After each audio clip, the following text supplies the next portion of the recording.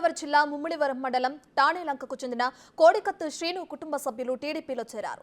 వారిని కూటమి అభ్యర్థి టీడీపీ ఉపాధ్యక్షుడు దాట్ల సుబ్బరాజు కండువాలు కప్పి సాధారణంగా పార్టీలోకి ఆహ్వానించారు. కోడికత్తు శ్రీను తల్లి, తండ్రి అన్న సుబ్బరాజు ఇతర కుటుంబ సభ్యులు దాట్ల సమక్షంలో తెలుగుదేశం పార్టీలో చేరారు. తన తమ్ముడు చేయని నేరానికి 6 ఏళ్లు విచారణ ఖైదీగా జైలు జీవితం గడిపాడని కోడికత్తి శ్రీను అన్న సుబ్బరాజు తెలిపారు.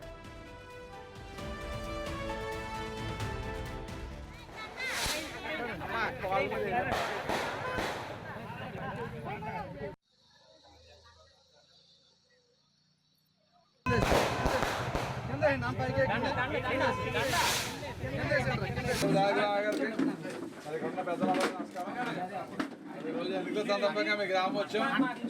మే 13 ఎన్నికలు జరుగుతాయి. జనసేన బీజేపీ మూడోపతిగా నేను ఎమ్మెల్యేగా భార్య గారు ఎంపీగా పోటీ చేస్తున్నాం కాబట్టి మీ అందరూ ఆశీర్వాదం మీ గ్రామం వచ్చాం. మీరు అందరూ అఖండ స్వాగతం పలికి మీ రామాలయం కానీ అమ్మవారి గుడి కానీ సాయిబాబా గుడి కానీ అందరూ దర్శనం. తూర్పుగోదావరి జిల్లా ముమ్మిడివరం మండలం టాణేలంకకు చెందిన కోడికత్తి శ్రీను కుటుంబ సభ్యులు టీడీపీలో చేరారు. వారిని కూటమి అభ్యర్థి టీడీపీ ఉపాధ్యక్షుడు దాట్ల సుబ్బరాజు కండువాలు కప్పి సాధారణంగా పార్టీలోకి ఆహ్వానించారు.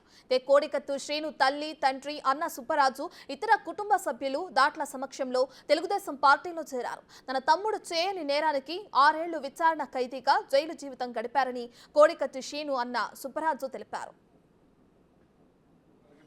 రామాలయం కానీ అమ్మవారి గుడి కానీ సాయిబాబా గుడి కానీ అందరూ దర్శనం చేసుకున్నాం. దేవుడు అందరూ ఆశీస్సులతో మీ ఆశీస్సులు కూడా మాకు ఇవ్వాలి. ప్రధానంగా మీ గ్రామాల్లో రోడ్డు ఇదే అంశానికి సంబంధించి మరింత సమాచారాన్ని మా ప్రతినిధి రాజేష్ ఫోన్ ఇన్లో అందిస్తారు. సో రాజేష్, కోడికత్తి శ్రీను కుటుంబ సభ్యులు టీడీపీలో జాయిన్ అయ్యారు. దీన్ని ఎలా చూడొచ్చు అంటారు? అంటే వైసీపీకి వ్యతిరేకంగా టీడీపీలో జాయిన్ అయ్యారు అనుకోవచ్చు అంటారా? ఖచ్చితంగా 2019 ఎన్నికల ముందు, సార్వత్రిక ఎన్నికల ముందు సంచలనం రేకెత్తిన కోడికత్తి కేసులో గత 5 ఏళ్లుగా కూడా శ్రీను జనపల్లి శ్రీను ఎవరుతున్నారో అలియాస్ కోడికత్తి శ్రీను 5 ఏళ్లుగా జైల్లోనే ఉన్నాడు. ఇటీవల కాలంలో బెయిల్ మీద విడుదలయ్యాడు. అప్పటి నుంచి కూడా గతంలో 2-3 సార్లు జగన్ ను కలిసి చెప్పే ప్రయత్నం చేసే అవకాశం ఉన్నప్పటికీ కూడా ఎట్టి పరిస్థితుల్లో కూడా వైసీపీ నేతలు పట్టించుకోలేదు. అప్పట్లో ఆయన ఒకే మాట చెప్పాడు, ఖచ్చితంగా జగన్మోహన్ రెడ్డిని గెలిపించాలి, అతనికి మైలేజ్ వచ్చే విధంగా చూసేందుకే దాడి ఇచ్చారని చెప్పినప్పటికీ వైసీపీ నేతలు పట్టించుకోవాలని చెప్పి ఆందోళన వ్యక్తం చేశాడు. దానికి తోడు 5 ఏళ్లుగా అతను జైల్లో ఉన్నాడంటే కారణం కేవలం జగన్మోహన్ రెడ్డే.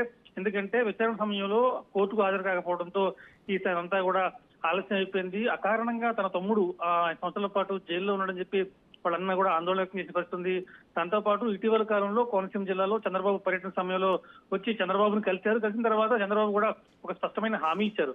అధికారంలోకి వచ్చిన తర్వాత నీకు జరిగిన అన్యాయం తెలుసుకున్నాను, కాకపోతే అధికారంలోకి వచ్చిన తర్వాత నీకు న్యాయం చేస్తానని చెప్పి హామీ ఇచ్చారు. ఈ నేపథ్యంలో ముమ్మిడివరం నియోజకవర్గం నుంచి పోటీ చేస్తున్న దాట్ల బుచ్చిరాజు ఈ రోజు కాట్రేనికోన సమీపంలో ప్రచారంలో ఉండగా టాణేలంకలో ప్రచారంలో ఉండగా ఆ గ్రామానికి వెళ్ళిన తర్వాత దాట్ల బుచ్చిరాజు వాళ్ళతో మాట్లాడిన తర్వాత వెంటనే వాళ్ళందరూ కూడా కుటుంబ సభ్యులు, తండ్రి, వాళ్ళ అన్న, అమ్మ మొత్తం అందరూ కూడా టీడీపీలో చేరుతున్నట్లు ప్రకటించారు. ఖచ్చితంగా తెలుగుదేశం పార్టీలో కోడికత్తికు మంచి సంసిద్ధం ఉంటుంది.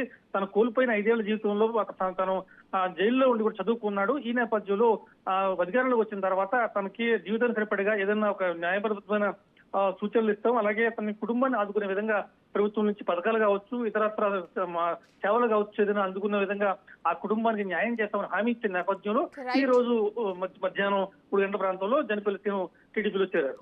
Right, thank you Rajesh.